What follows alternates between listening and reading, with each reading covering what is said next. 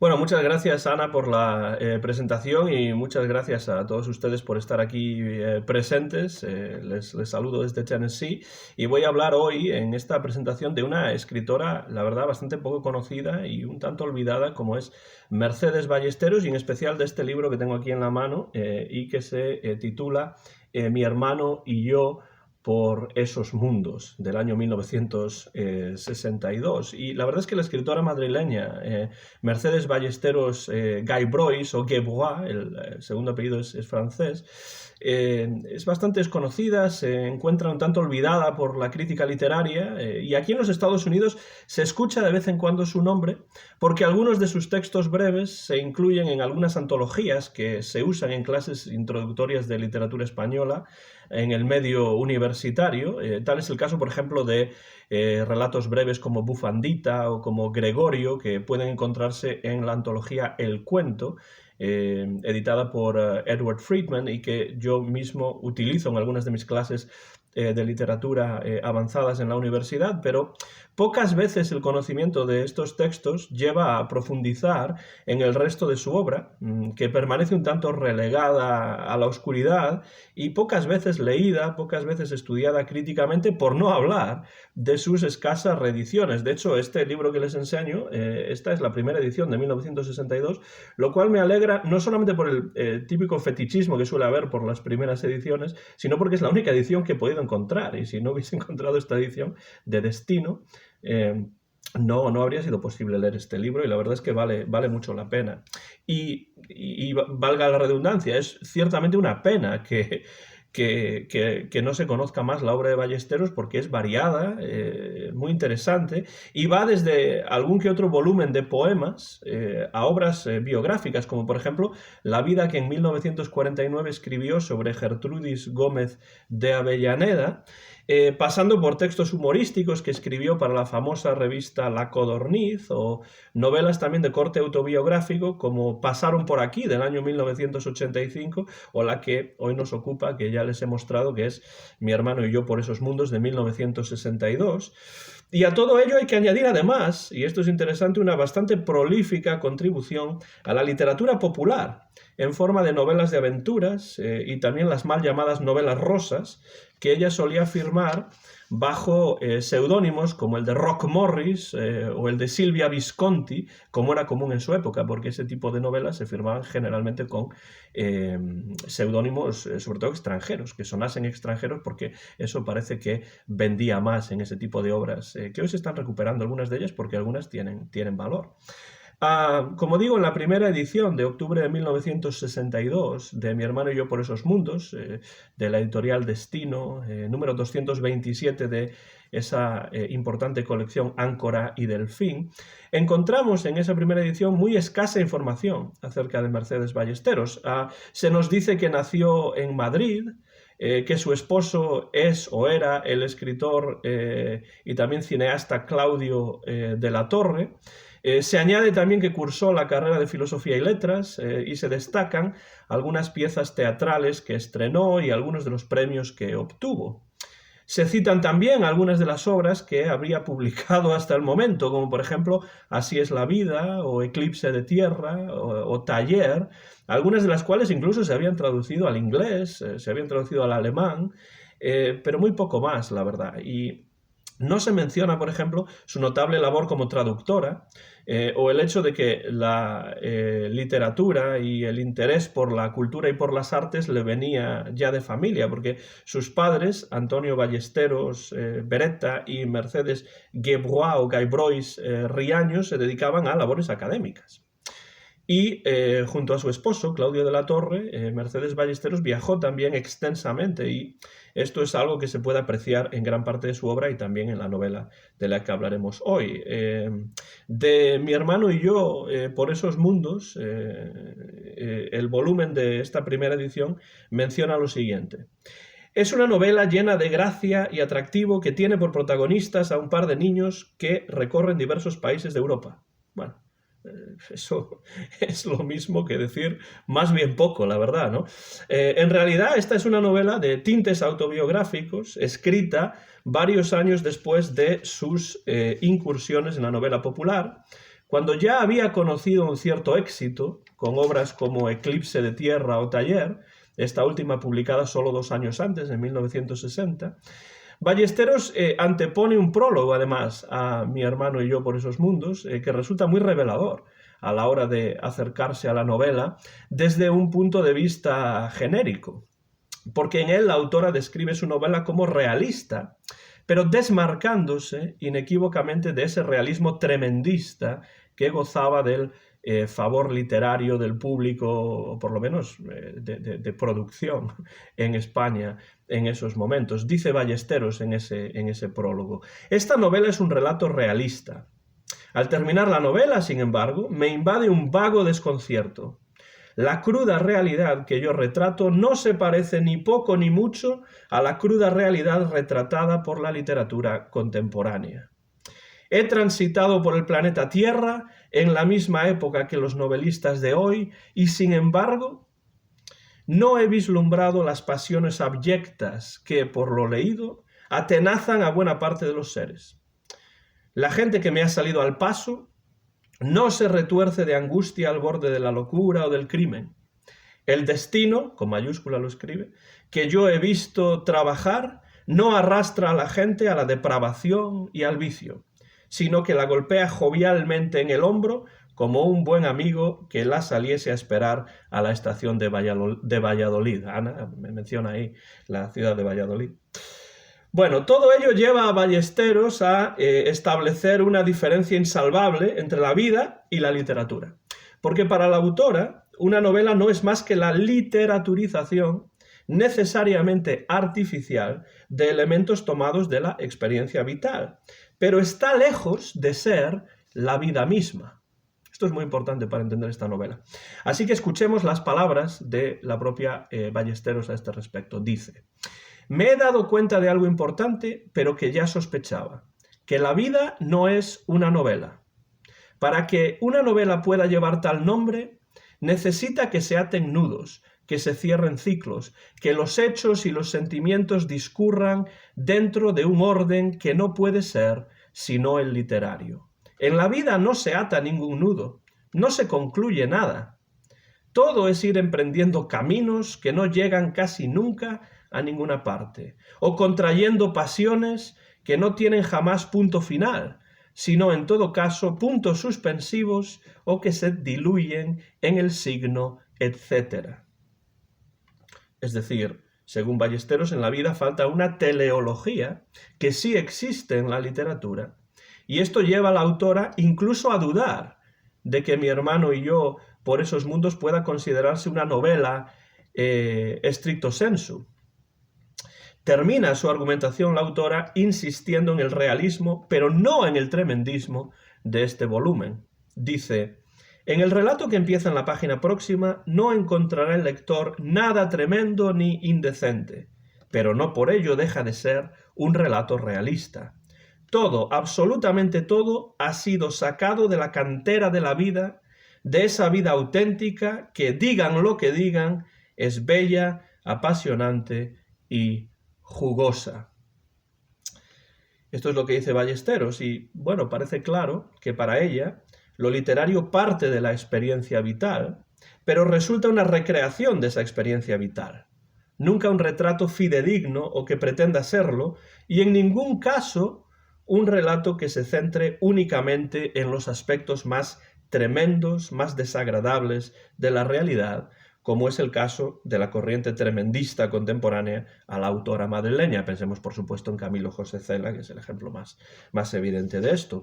Y esta concepción literaria que profesa Ballesteros puede observarse con total claridad en la novela que hoy nos ocupa y que nos presenta las andanzas de la narradora, que es un trasunto evidente de la propia autora, y de su hermano mayor, Arturo, a lo largo de diferentes espacios, muchos de ellos eminentemente espacios urbanos, que son esos mundos a los que se refiere el título. El libro está dividido en 2 partes, separadas tan solo por unos breves años, de las cuales la primera, que se titula No fuimos a Mesopotamia, es la más extensa y nos da una idea clara del contenido de la obra y de la perspectiva que a lo largo de la misma va a adoptar la narradora. Como vemos desde el inicio, se trata de una narración retrospectiva que una narradora ya adulta realiza años después de sucedidos los hechos que nos relata, pero adoptando el punto de vista de una niña, que es ella misma, en el momento de vivir las andanzas que rememora. La novela comienza: todo sucedió durante el mismo verano en el cual mi hermano y yo estuvimos a punto de ser vendidos. Se superponen aquí dos perspectivas: la de la narradora adulta que escribe la historia y también la de su yo infantil que vivió la historia. Evidentemente, se trata de una narración retrospectiva, pero la narradora mantiene la óptica infantil al narrar y sobre todo al interpretar los hechos. Por supuesto, en el transcurso de la historia veremos que ni la protagonista ni su hermano Arturo estuvieron realmente a punto de ser vendidos, sino que esa supuesta venta no era más que un plan fallido de los dos hermanos para librarse de unos exámenes que tenían en la escuela. Y sin embargo, la narradora decide iniciar el relato asegurando que ella y su hermano casi fueron vendidos a una troupe de gitanos circenses, amalgamando ambas perspectivas narrativas, que son la adulta y la infantil, y presentando como un supuesto hecho fehaciente algo que solo tuvo lugar en sus imaginaciones de niños. Y esta será una práctica común, una práctica recurrente a lo largo de toda la novela. Y uno de los elementos principales de este texto es sin duda el humor, que tiñe prácticamente todas las páginas y que surge generalmente del choque entre las expectativas de la narradora y de su hermano y aquello que les presenta la realidad. O también puede proceder de la interpretación errónea que ambos realizan del mundo que les rodea, especialmente cuando viajen con su primo Carlino a través de varios países europeos como Francia, Alemania, Suiza, Italia, en los que apenas dominan el código lingüístico necesario para comunicarse, por no hablar de los juicios de valor que emiten sobre lo que ven en comparación directa con la vida a la que están acostumbrados en su Madrid natal. Los ejemplos son múltiples, pero podemos volver a los primeros capítulos de la novela, cuando los dos hermanos pretenden librarse de los exámenes de fin de curso que tienen en la escuela, ofreciéndose para que los compren un grupo de gitanos que están de paso por la ciudad y que obviamente rechazan categóricamente esa idea. La reacción de los dos hermanos vuelve a incidir en la superposición de perspectivas narrativas que despliega Ballesteros. Dice el texto: mi hermano tuvo una idea. Ni comprados ni regalados. Lo que ellos, los gitanos, querían sin duda era robar niños. Nosotros nos prestábamos a ser robados. Claro, porque no quieren hacer el examen. Robados tampoco. Es más, nos recomendaron que volviésemos a nuestra casa antes de que viniese un guardia. El fracaso del plan, que les parecía infalible, hace que el hermano de la narradora, en lugar de admitir la derrota y el error, concluya: no serán gitanos de verdad.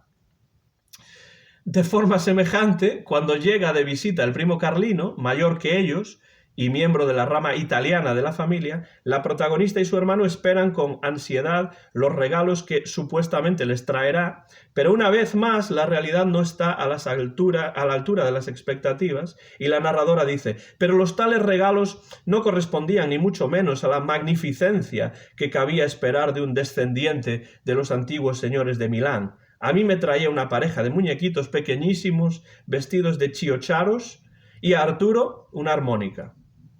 Entonces, esta divergencia entre las expectativas y la realidad va a presidir la descripción que la narradora realiza del primo Carlino y de su relación con los dos niños. Carlino va a aparecer constantemente caracterizado como un noble venido a menos, que no quiere gastar demasiado dinero o que quizá no puede gastar demasiado dinero, pero que durante el viaje que emprende a regañadientes por Europa con los dos hermanos siempre tratará de mantener las apariencias, aunque sin lograr engañar ni por un instante a la narradora.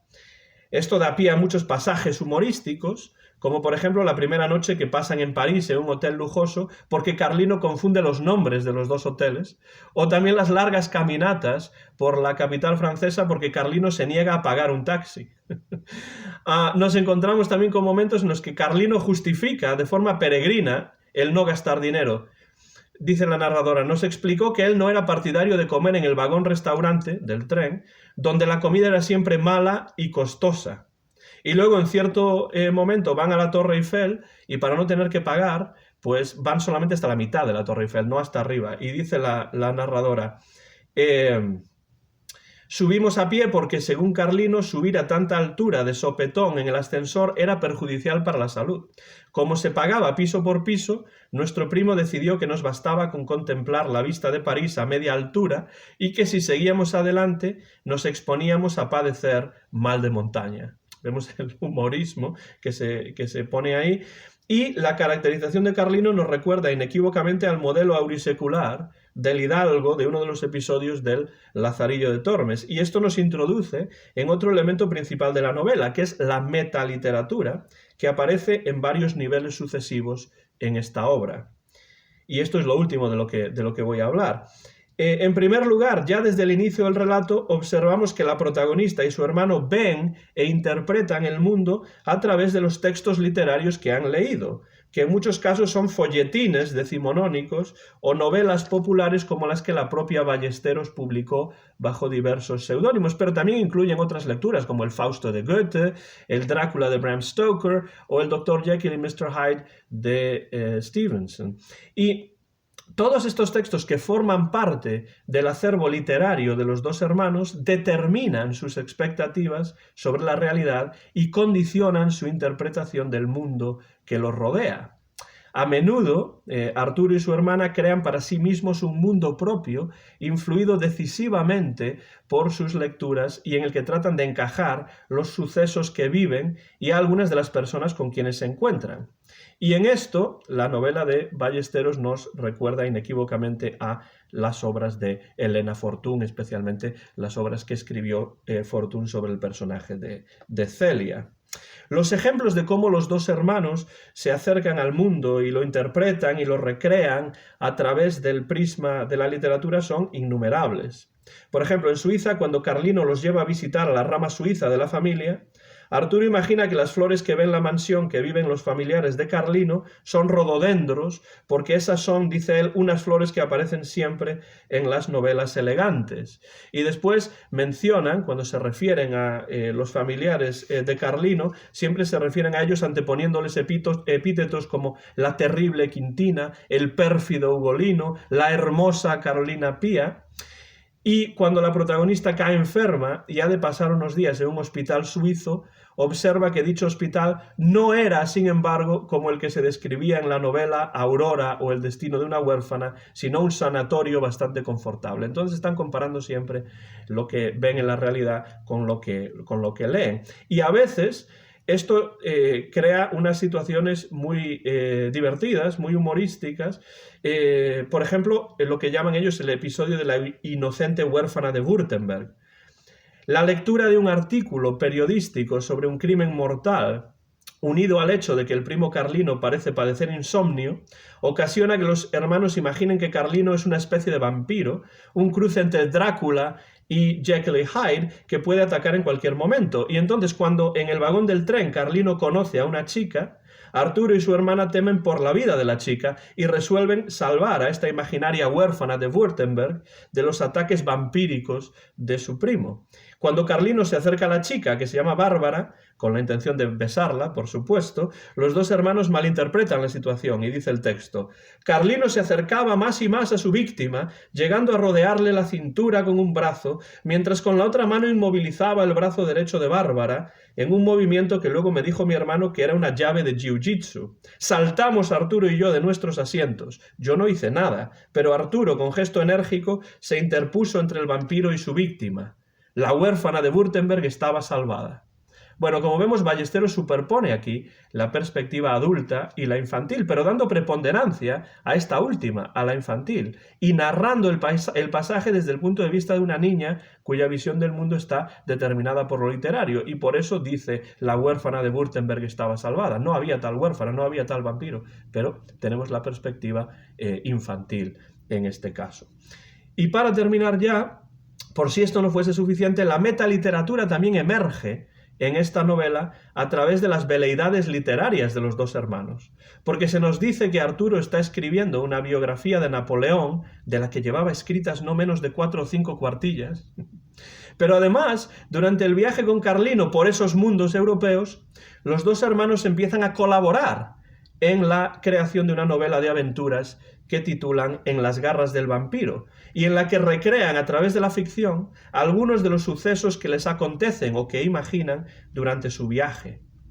Fuertemente influida por sus lecturas folletinescas y de aventuras, esta novela se escribe durante breves momentos de descanso entre las diversas peripecias que corren, y sus personajes son trasuntos directos de ellos mismos, embellecidos y exagerados a través de la ficción. De esta manera, en Mi hermano y yo por esos mundos, no asistimos solamente a las vivencias de los dos hermanos, sino que en ciertos momentos accedemos a las recreaciones ficticias que ellos mismos realizan de esas vivencias dentro del marco textual de la novela. Y como Don Quijote, Arturo y su hermana se imaginan que son protagonistas de una obra literaria, escrita en este caso por ellos mismos, y en algunas ocasiones incluso observamos cómo se corrigen mutuamente, cómo discuten sobre ciertos giros de la trama o cómo reescriben algunas partes de la novela con la intención de mejorar el contenido de algún pasaje que habían escrito anteriormente.